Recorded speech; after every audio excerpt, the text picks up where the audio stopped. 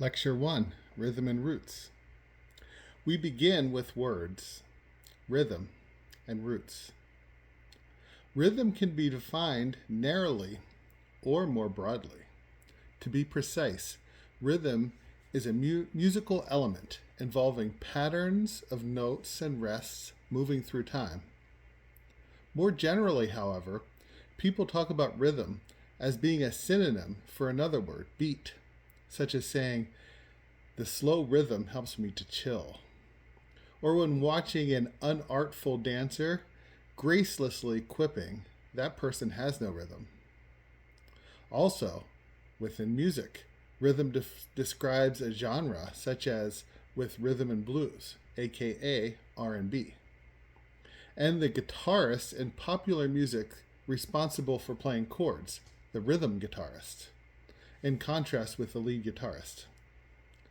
Outside of plainly musical senses, everybody's heart has a rhythm, a pattern with healthy fluctuations, sounds, and rests that speeds up with exercise. And to have a heart arrhythmia is a serious and treatable medical condition. The human pulse offers a rhythm we tend not to contemplate every day. Many people experience greater joy in summertime and sadness in winter, creating a yearly rhythmic cycle. Ocean waves offer a rhythmic pattern that can elicit relaxation or disquiet, depending on the pull of the moon and the power of winds. Raindrops tapping on a window pane. The rise and fall of cicada hums in late summer. A songbird's chickadee-dee-dee-dee in winter. Our bodies are encompassed in rhythm, much of which goes unnoticed. Etymologically, the word rhythm comes from the Greek rhythmos, meaning movement in time, symmetry, order, and wise soul. And figuratively, when we encounter an innovative person, we talk of them moving to their own rhythm.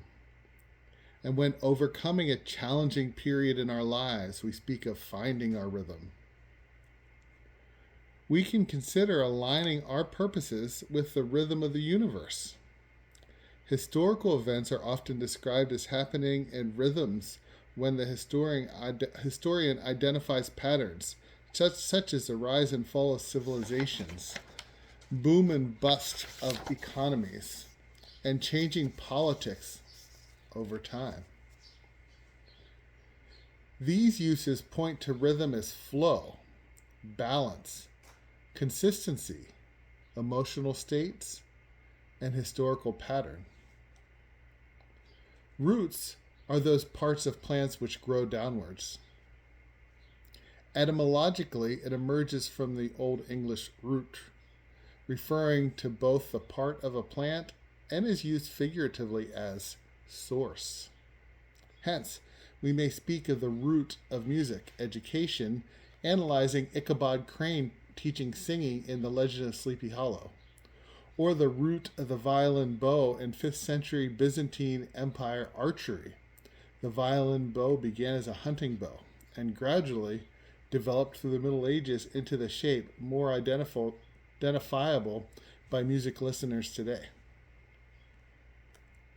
We can speak of music roots as being social and historical, as with the examples already given, Ichabod Crane and Byzantine archery.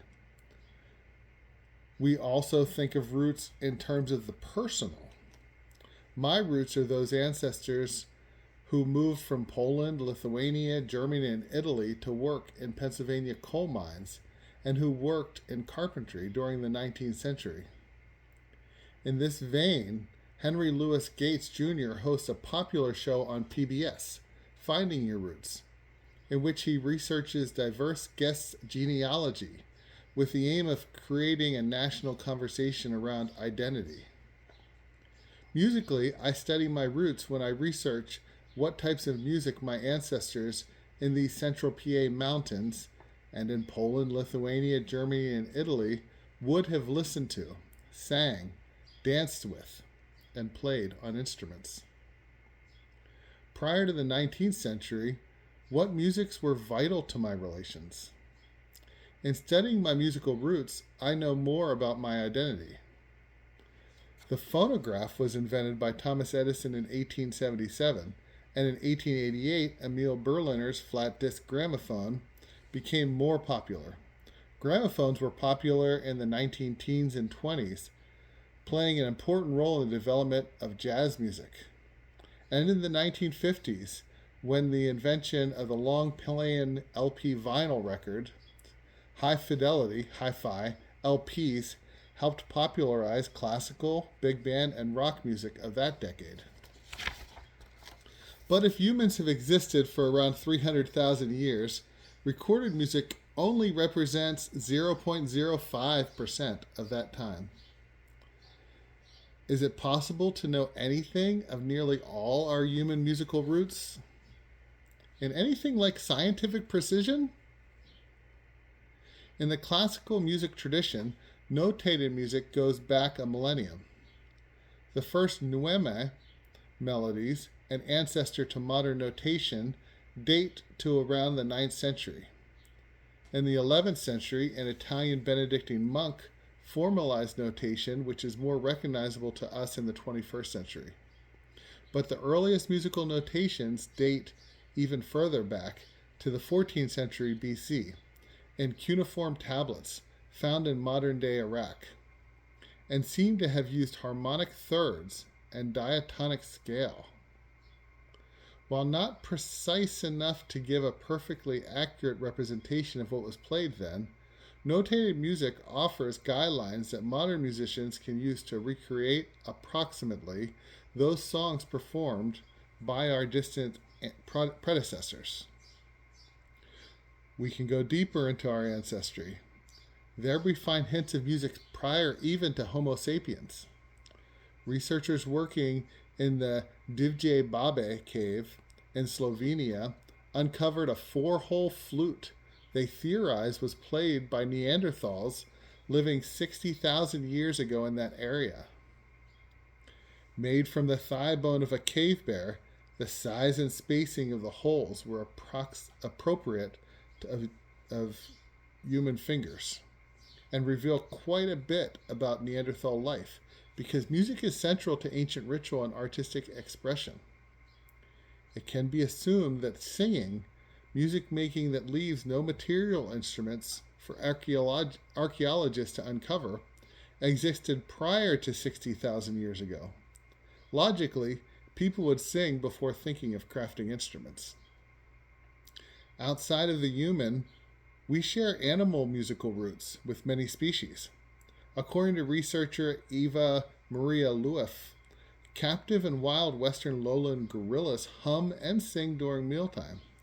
They seem to improvise melodies, create new songs extemporaneously.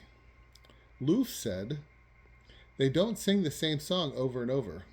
It seems they are composing their little food songs." End quote. Apes are not, by any means, the most musical animal species. That trophy must go to birds. Male songbirds use complex vocalizations to communicate with one another, to attract mates and establish territory, love and war. Humpback whales share melodies from pod to pod, melodies that become popular for a time.